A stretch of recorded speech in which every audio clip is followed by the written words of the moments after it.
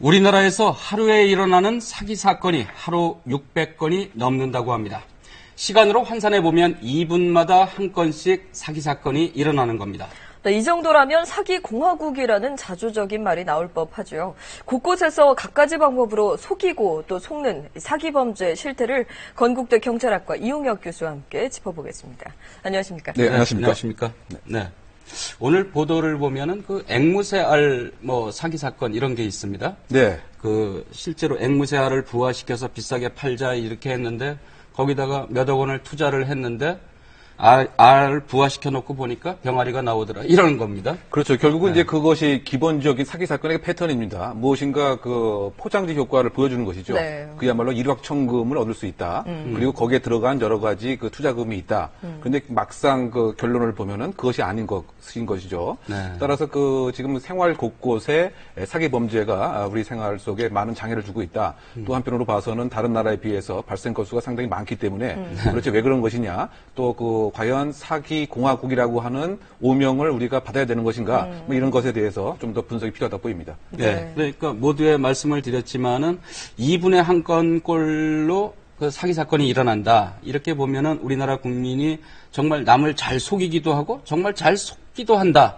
이렇게 볼 수도 있는데 도대체 얼마나 많은 이 사기 사건들이 실제로 일어나고 있는 겁니까? 네, 공식 통계에 의하면 1년에 대략 한 24만 건입니다. 24만. 네, 이것을 이제 하루로 보면 한 600건이고 이거를 분 단위로 계산하게 되면 지금 말씀하신 것처럼 2분 9초인데 근데 이것이 얼마나 빠른 시간이냐? 우리가 그 컵라면을 끓일 때 3분이 지나야 사실 끓이지 않습니까? 네. 그런데 컵라면보다 더 많은 사기 사건이 발생되고 있다. 상당히 많이 빈발하고 있다고 봐야 될 것 같고요. 네. 또 한편으로 봐서는 이 피해액을 보면 무려 1년에 8조 원에 해당됩니다. 그러면 이게 경찰청 1년 예산에 버금가는 액수이기 때문에 상당 부분 그 피해액이 사기로 인해서 발생하고 있다라고 하는 것을 우리가 통계적 계산으로 알 수가 있는 것이죠. 네, 라면 끓이는 거랑 비유해 주시니까 아주 귀에 쏙쏙 잘 들어오는데요.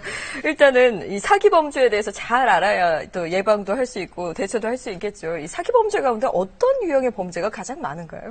대표적으로는 사실 돈을 투자를 하면 이것을 많이 부풀려 주겠다. 이것이 기본 패턴입니다. 아까 앵무새알이랑 비슷한 거예요. 앵무새도 이제 그렇고요. 네. 내가 이제 이를테면 좋은 정보를 알고 있으니까 이곳에 투자를 하면 3배, 4배 이상 불려준다, 재산을.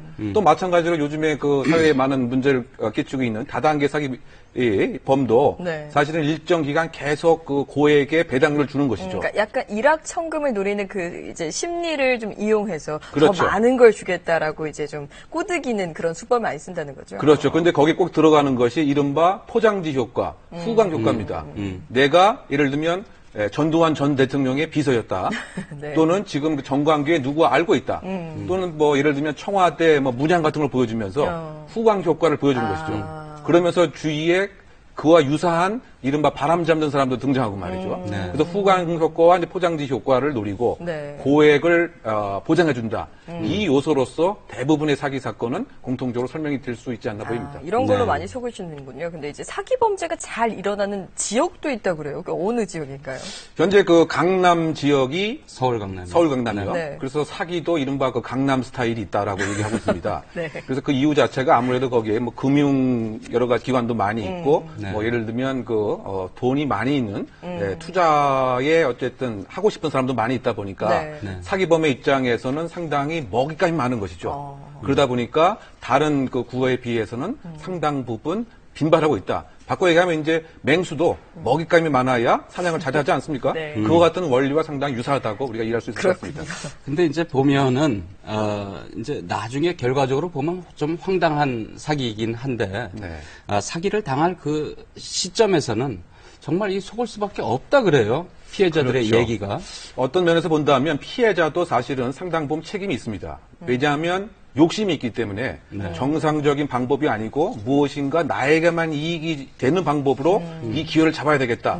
이런 마음이 일단 있다 보니까 사기꾼의 이 현란한 말솜씨, 말쑥한 복장 등에 있어서는 그 말만 믿고 싶은 거죠. 이것을 소위 그 확증 편향이라고 합니다.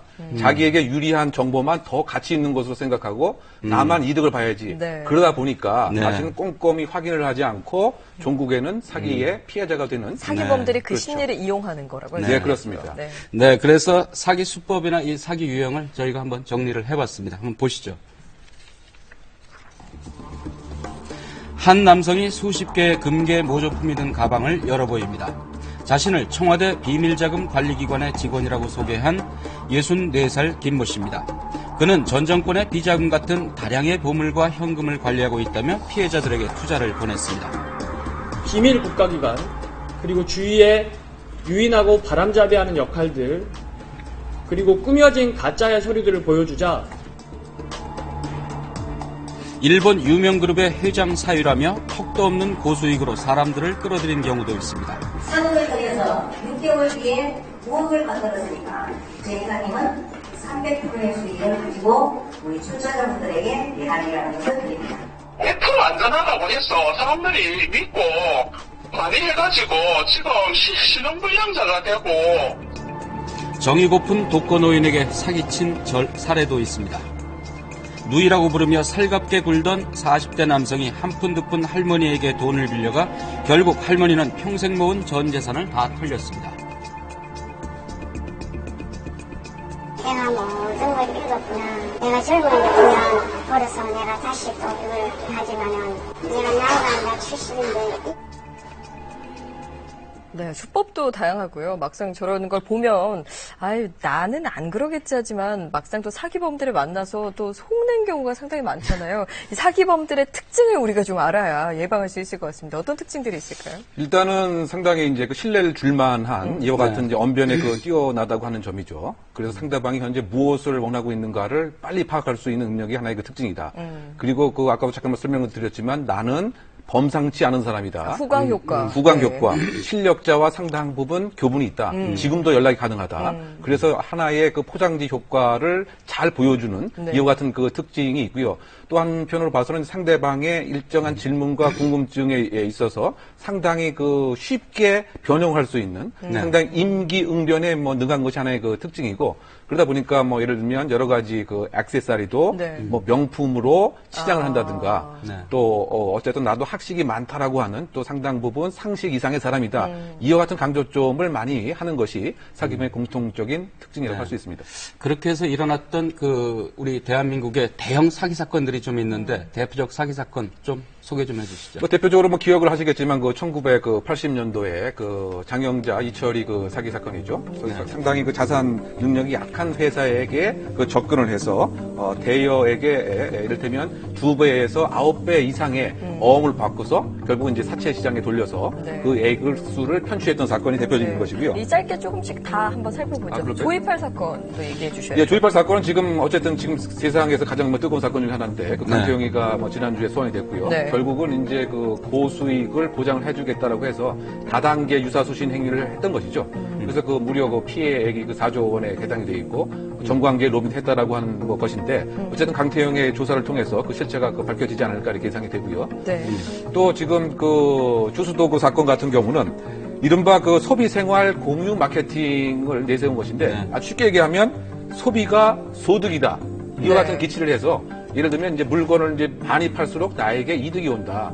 그리고 250%의 배당 수당을 주겠다. 네. 그런데 이것이 현실적으로 불가능하죠. 그래서 결국은 그 배당 수당을 지급하지 못하고 많은 피해자를 냈던 그 사건이었습니다. 네, 이게 사기 범죄가 이렇게 많은 이유가 좀 궁금해요. 잘 속아서 그런가요? 잘 속여서 그런가요? 아니면은 재범률이 많은 것도 아니면 처벌이 약해서 그런 건지. 뭐 그 공통적인 요소가 다 있다라고 생각이 되는데요. 일단은 우리 경제 시스템 자체가 지금 많이 그 투명화되어 있지만 그럼에도 불구하고 정상적이 않은 방법으로 내가 이득을 얻을 수 있다라고 하는 이와 같은 잘못된 믿음, 뭐 이거 하나가 있을 것 같고요. 그 두 번째는 서구에 비해서는 우리가 그 아는 사람끼리는 좀 봐줘야 된다. 어려우면 도와줘야 된다. 이른바 어쨌든 그 법 준수보다는 온정주의가 좀 그렇죠. 있어서. 인정주의에 치우치는 네. 이런 심정 이것도 하나의 그 이유가 아닌가 그 생각이 되고요. 또 한편으로 봐서는 지금 잠깐 말씀을 하신 바와 같이 사기범의 입장에서는 상당히 이게 수익 맞는 사업일 수가 있죠. 내가 설령 형사적으로 유죄가 된다 손 치더라도 일정 형 기간을 복역하고 나면 나머지 재산은 다 내 것이다. 경제적으로 막대한 이익을 그렇죠. 가로챌 수 있으니까. 그렇죠. 그래서 내가 투자하는 비용과 내가 얻는 이익에서 사실 형을 좀 살아도 사실은 나에게 이익이라고 하는 이와 같은 이제 송방망이 처벌, 이것도 그 사기 범죄를 계속 부추기는 이유가 아니라 보입니다. 이제 이 사기를 당하게 되면은 단순하게 돈만 잃는 것이 아니라 이 피해자들의 이제 가정까지 막 흔들리게 돼가지고 이게 심각하고 그래서 이게 영혼을 파괴하는 범죄다 이제 이런 말까지 있는데요. 일단 사기를 당하면 그 찾을 수 있는 경우는 그게 상당히 않죠. 그 어려운 점 중 하나입니다. 뭐 아까 잠깐 조금 말씀을 하셨던 그 조이팔 사건의 피해자 단체들도 사실은 그 10여 명 이상의 분들이 사실은 자살을 했습니다. 그만큼 모았던 돈 자체가 하루아침에 없어지다 보니까. 그런데 이 사기꾼들이 재산을 다른 곳에서 다 숨겨놓죠. 숨겨놓고 이것도 차명으로. 그래서 은닉 재산을 찾는 것 자체가 상당히 어렵다. 환사기가 어렵고. 그렇죠. 그리고 설령 찾는다 손 치더라도 이 그 추징 몰수는 국가한테 되는 것이기 때문에 일단 국가에 귀속이 되고 그 다음에 이제 민사적 재판을 통해서 이것은 배분해야 되는데 시간도 상당히 많이 소요될 뿐만 아니고 과연 누구의 재산인 것인가 이것을 입증하는데도 기본적인 한계가 있다. 그 과정이 참 고통스럽겠어요. 네, 그래서 사실은 그 피해자의 그 어떤 회복, 피해에 대한 보상을 우리가 법제도에서 어떻게 지금 새로 개선해야 되는가 이것도 하나의 과제가 아닌가 생각됩니다. 네, 처벌도 중요하지만 피해자 입장에서 어떤 게 더 필요한가도 좀 생각해 볼 필요가 있을 것 같습니다. 오늘 말씀 고맙습니다. 고맙습니다. 네.